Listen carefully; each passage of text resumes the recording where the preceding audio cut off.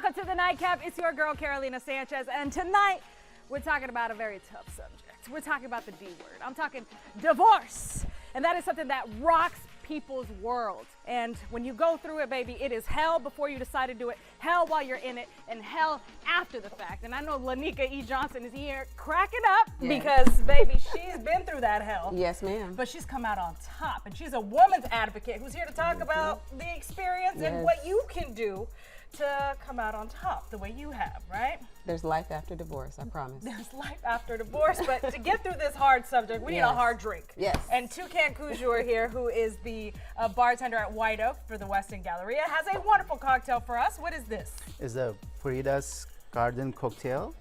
And Tanqueray, so a little Yes, gin. it's the gin-based cocktail, and we make it later. Okay, all right, well, cheers. You ready to get into it? Let's go. Let's get it.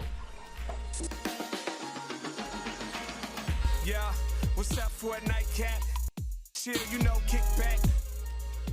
All right, baby, we are talking about life after divorce. There is life after divorce, and nobody can speak about it like my girl, Lainika E. Johnson. She's a women's advocate, like I said, and a multipreneur, but it's because this is personal for you. It is. It's very personal for me. I've been divorced since 2012, and it has been a journey. And I will tell you that I had no idea that I was not going to become the woman that I was meant to be until after divorce. What? Yeah, that was the big realization for me, was that now my life can start. Okay, how long were you married? I was married for 12 years. Oh. Yes, I was married for 12 years, 2 beautiful children right off the bat. And, you know, my story is like a lot of women's stories. I was raised in the church. I was taught that there were certain things that you had to do as a wife. You had to submit. You had to be docile. You did not speak up for yourself. And so I tried that for a long time. 12 years. 12 years. I tried that for a long time. Now, there were times that I left because I just said, I can't do this. And I always went back. I said, oh, you know, he's apologizing. He's better. And I'm not saying this to say that, you know, it was all bad, because obviously I stayed for 12 years, so there was some good in that. Yeah. But I think, like many women, I got to a point where I realized that there was no growth within the relationship because I was the only one doing the work. And so at that point, I realized that it was time for me to figure out what I wanted to do with my life. And that did not initially mean that I would leave, but it did mean that I needed to start working on myself. And so once I started working on myself and I became focused on myself, I became more visible in the community. I had a weekly television segment, so I was, you know, people were seeing me. He did not like that. He did not like it. I used to always say, well, you know, I'm the background dancer to his life. And so all of a sudden, now I'm out front. And that became a big issue in our relationship, where there were attempts to keep me from doing the things that I wanted to do, right? So if I needed to go out of town for a job, all of a sudden I didn't have any coverage for the children, right? So little things like that.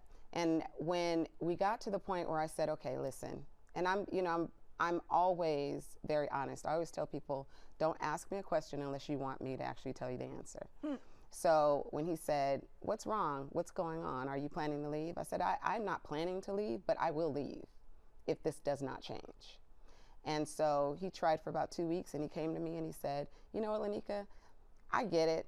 I'm 10 years older than you. I'm stuck in my ways. I'm not going to change. So if you're going to leave, I get it. And I said, oh, well, thank you for permission. And that was kind of the journey that I took. And it was very difficult because to the outside world, he's a great guy. He's a lot of fun. He helps a lot of people. And people would say, why would you leave a marriage, you know, with a guy that seems like, you know, he's helpful and he's nice? And I said, well, you don't live in my house, so you don't know what helpful and nice looks like for me, because I'm not getting any help and I'm not getting nice, right? So there are a lot of things that I was enduring as a wife because I thought I had to. Right. That I found out that no, I don't have to. And I didn't know what was going to happen after divorce. It was hard. Divorce is hard. I had no idea. I had 2 little children, you know, and I said, what am I going to do? My kids were still in elementary school, like 3rd and 4th grade. So I had to figure out, how was I going to take care of these kids? And he already told me, if you leave, I'm not going to support you. So I had to figure out, how do I support these children, take care of these children, and take care of me? Yeah. And so things became, I had to come up with a list of non-negotiables. These are the things I have to have in my life in order for my life to work. And that is literally how I walked out my life. I remember the morning that I left, I was just laying there in the bed, and it was scheduled. It was the day I was supposed to move out. And I just laid in the bed, and I was staring at the ceiling. And he came in and he said, hey, are you good? And I said, yep, I'm good. 1 foot after the other. Don't stop or you'll die. He said, what? Damn. Even I'm like, what do you mean you gonna die? Right. He said, don't stop or you'll die. And that is literally what I had to tell myself.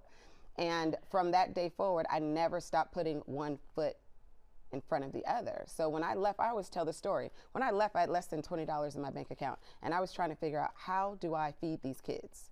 You know, so I'm like, okay, I could buy some bread. I could buy some oatmeal. We can have toast and oatmeal for a couple of days. I have some leftover peanut butter. So I'm literally going, like, how do I feed these kids? And then 3 years later, I started a multi-million-dollar company, right? But I needed that valley in order to figure out who I was and what I wanted to do with my life. But I had to have the mindset that I can't stop moving or I'll die. And I know that sounds drastic, but literally, No, I mean, I had to tell myself that. You're talking about literal life and death Yes. here, even though it's not literal life and death. Yes. But that is what allowed you to Yes. surmount the insurmountable. Exactly. And to become who I knew God wanted me to be, but I wasn't sure, right? I wasn't sure if I could step into that woman that I saw God, you know, create for me.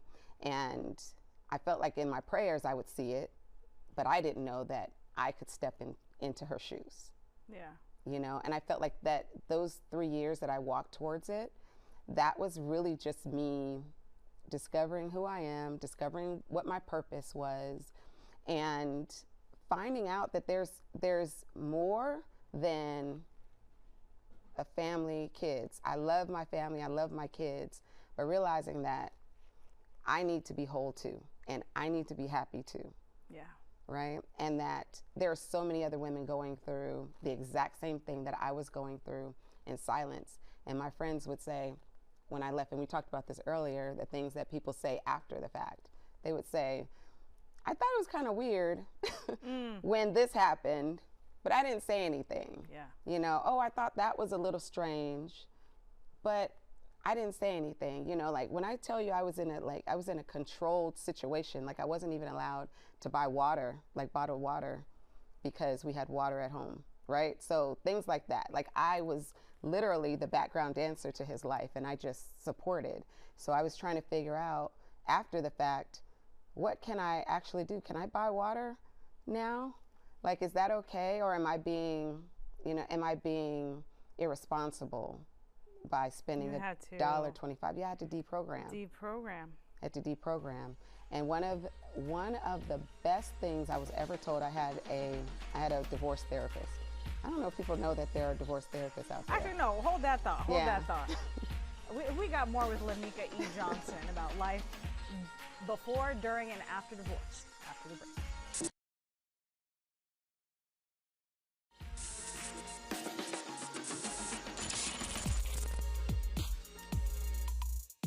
Welcome back to the Nightcap. My guest tonight spent 12 years married and has been divorced damn near 14 years now. Yeah. And has learned a lot of lessons that now she, imparts to anyone who's willing to listen. Yeah. Before the break, you were talking about you had a divorce therapist, which I didn't even know was a thing. Yeah, a lot of people don't know that it's a thing, and honestly, I didn't either. So when I decided that I was going to go into entrepreneurship, I joined NABO, which is the women's organization for entrepreneurial women. And one of the women in the group, she said, "Oh, I'm a divorce therapist." And I said, "What is that? Talk to me about it." So anyway, she became my divorce therapist. And the most amazing thing, and this may seem really small, but for me, it was really good. She said, "You're going to feel crazy for a long time. Just understand that that's normal. You're not crazy, you're processing." And that was helpful because I was doing things that were new to me. And so I didn't know if they were crazy to the world. Right. Right? Yeah. It's like, are people looking at me like, what is she doing? Like, this is not, this is not her normal behavior. Yeah. So that was really helpful to understand that I was becoming a new family, not just a new woman, but a new family. And I had to build that structure for me and my kids. I mean, you had a 12-year routine that you completely upended. And, not everyone who goes through divorce or who's going through divorce has the same, journey. Not everyone was controlled the way you were. And, men also suffer through it, from women who, emotionally isolate them or whatever. Abuse is in so many different ways. But at the end of the day, what everyone does go through is the rebirth, the having to find yourself again, your purpose or your way of life. Not everyone ends up with just $20 and 2 kids. So for those who do end up dead broke or going through personal bankruptcy, you said that you made a list of non-negotiables for yourself. Can you walk us through that? Absolutely. So I've always been a list person. So for me to figure out what it was that I needed to make sure that we were going to be okay, I needed something that was long term and not just what I need today, right? So I could have looked at my bank account and said, oh, I have $20. I need to hurry up and make $1,500 so I can make my rent. But that would not have served me long term. So I needed to make a list. What are the things that we actually need? So I said, I need to make 6 figures. That's non-negotiable. I need to be able to have some autonomy because I want to be home when my kids get off the bus. So that was very important to me. I need to be in an environment where I can be creative because I'm a creative person. So those were some of the things that were really, really important to me.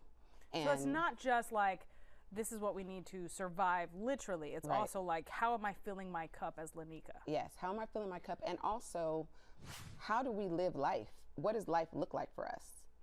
So how do you want your life to be? And I always tell women this, don't just say, oh, I want to be a millionaire or I want to own a business, because you will end up with a business that you hate. You will be burned out. I talk about it a lot in my book. You will be burned out if you do not build a life around what it is that you desire. And for me, that was autonomy. That was freedom. I worked my whole life for freedom.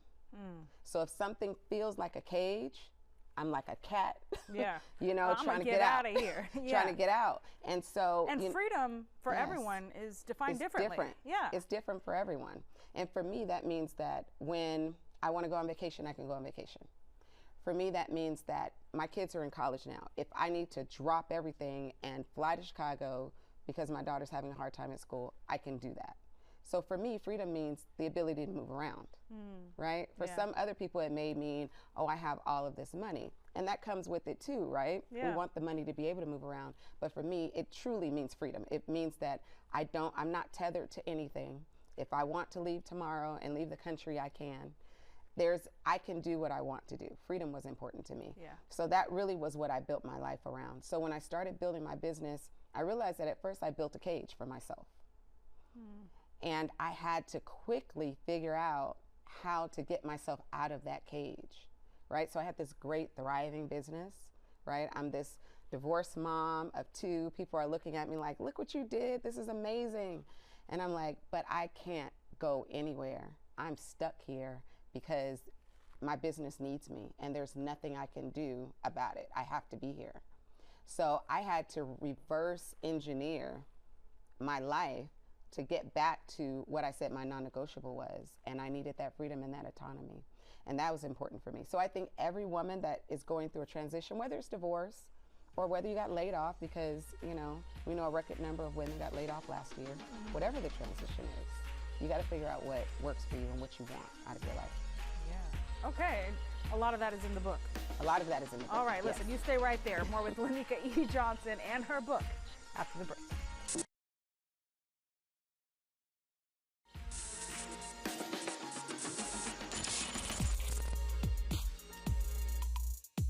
Welcome back to the Nightcap. We're talking about that dirty D word, and no, it's not the thing downstairs, baby. We're talking divorce. Lainika E. Johnson has been, sharing her personal experience and what she's learned along the way.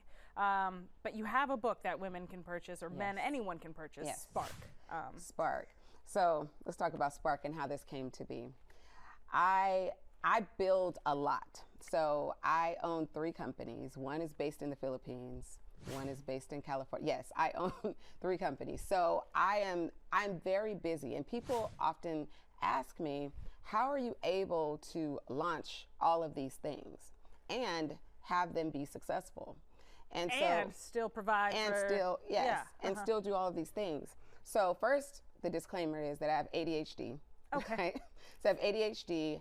I'm late diagnosed. A lot of women are finding out in their 40s. Late diagnosed, right? too. You too? Yep. Okay. So we find out later on that like all of these things that we thought were wrong with us were really just a superpower. We just didn't know how to harness it, right?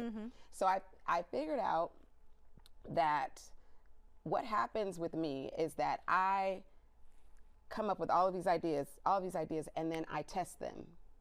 And if it sparks, it becomes a business. Oh. And that is really where this book came from, because last year, very specifically, people kept asking me, how is it that you were able to start a business way in the Philippines and build a whole team, because I fly back and forth to the Philippines. How were you able to do that? And I wanted to explain really what my process was for filtering out things that are just a good idea and things that are actually a spark that can become a business, right? So I talk about that in the book, but I also talk about those moments where I wasn't quite sure.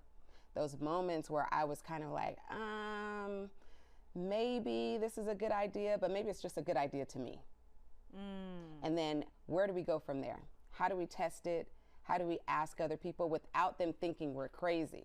And is that applicable to more than just business launching? Yes, it's applicable to our entire lives, because especially a person who is very creative and has all of these ideas, sometimes you're like, I don't know if I'm just spiraling. Am I just spiraling? Do I just need something to do? Right. Right? Or is this something real?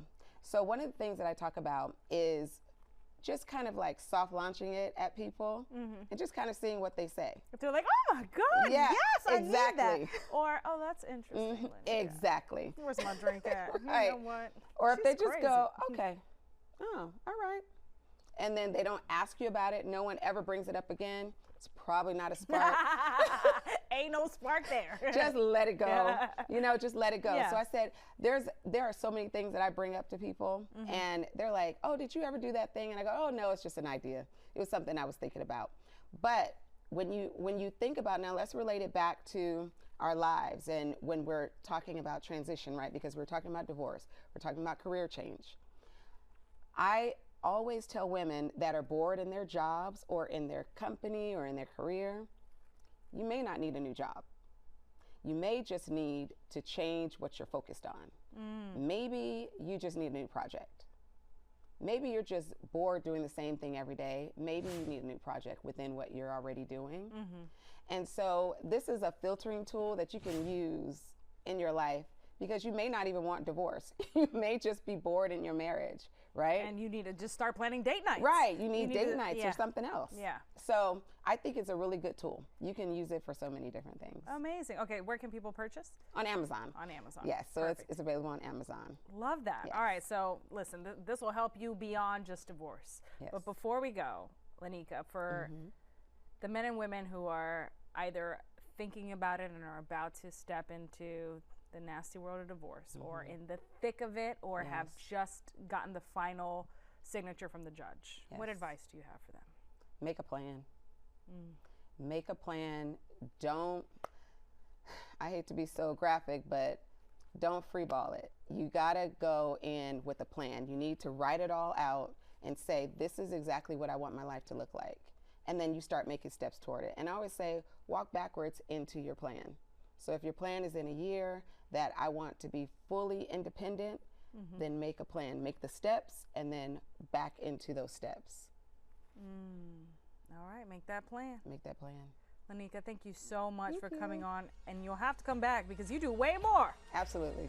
She even talks to us about menopause. We should have gotten her last month, but it's okay. We're gonna get her back here. Thank you so much. All right, coming up next, baby, we going to White Oak, but here in this building because we've got Toucan ready to show us how to make Frida's garden. You stay right there, and we'll be right back.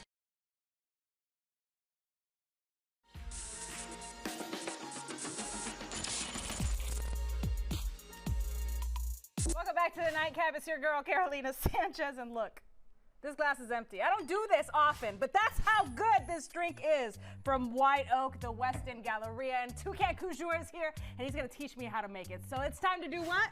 Back that glass up. Yes. Okay, Frida's Garden should be renamed Carolina's Garden because that is my drink. Yes. Okay, what's in it, baby? All right. So it's the gin, the lime juice, simple syrup, cucumber, basil, and mint. Sounds easy. That's a garden right there, right here. 4 Yes. ingredients make a garden. Very simple and easy. Okay, what do I do? So we get the shaker cup. We're gonna put the 4 slices of cucumber. 4? Yes. I was about to use my hand. We're off to a great start. 1, 2, 3, 4. Okay, how do I know when it's fully muddled? All right. Just make it. I'm just going. Yes. Just going and going. Make sure it's all muddled. Is it muddled? A little What are we bit looking more. at? A little bit more, guys. Who do I give this to? You? You got it, Phil? Is that muddled enough? No? Okay. All right, y'all. I need elbow grease.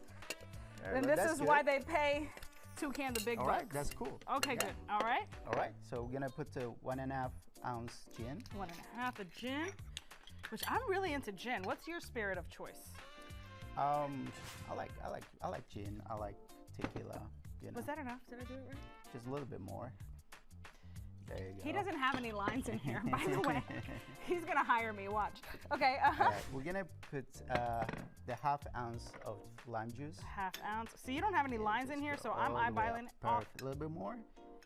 see, he's asking me to do more. Perfect. And then Yes. a 4th and of this. 1/4 simple syrup. See, where's the line for that? Perfect. Okay, I finally got it down on the 3rd one. Okay. And then we're gonna put some ice. How much ice do you normally put? Just 1 scoop is enough. 1 scoop's enough? That's it? You can put a little bit more if you like. Yeah. I do like. Yeah. Just 'cause I want Put it a little cold. bit more than this. Okay, more than that? Okay. Yeah. Perfect. And then we're gonna shake it. Okay, so I haven't been to White Oak, but I've walked past it so many times. Tell me about it. So White Oak is in the Galleria Mall. So we have at the Western Oak, and we also have Western Galleria, 2 hotels in the Galleria Mall. So I'm working on the Western Oak side. I'm gonna get it. I'm gonna get it. Keep going. It's gonna happen. Is it? It's maybe not gonna happen. Oh, I felt it. Okay. Okay. What's the food like? Is this a restaurant bar, right? Yes. So I'm working the White Oak restaurant. It's the American Grill restaurant.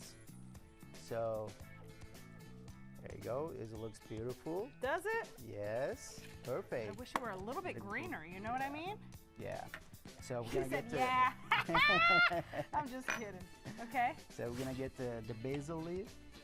All right. So what kind of restaurant are we talking here? We're talking about the White Oak restaurants, and is on the Western Oak side. It's on the 3rd floor in the Galleria Mall, and put some mint. And this is the American Grill restaurants, and get the new one. It's an American grill. It's an American grill, but you're at the bar. Yes, I'm always behind the bar. Okay. And do y'all have happy hour? We have a happy hour, 3 to 6 p.m. every day, and we have some cocktails, basic cocktails, and some beers on the draft beers on the happy hour, and also we have some fruits. So that looks beautiful. I need to come see you happy hour. What Yes. time's happy hour? It's 3 to 6 p.m. every 3 to day, Every day. Yes. Monday through Sunday. Monday through Sunday. Okay, I'm gonna be there. Definitely. Okay, are the drinks as good as Frida's Garden? Yes. Yes, definitely. Okay, but we're renaming this, right? When I show up, it better say Carolina's Garden on the menu, is all I have to say. And if you go and it's not there, call me. Okay, I put my fingers all over the cucumber. I don't know if I garnished this correctly. It's perfect. Yeah? It looks like an art. It looks like art. Yeah. Listen, hold on. Actually, listen, cheers to you. I'm gonna have them taste test this. I made a mess over here. Y'all go to White Oak from the Westin Galleria. Check out the happy hour menu, or just go for American cuisine, right? Like, Yeah, go American eat, cuisine. have a good time, shop, eat, do all the things. And also, go to Amazon, Get Sparked by Lainika E. Johnson. And if you're going through divorce, baby, there is Life out. Cheers to you. Listen, guys, next time.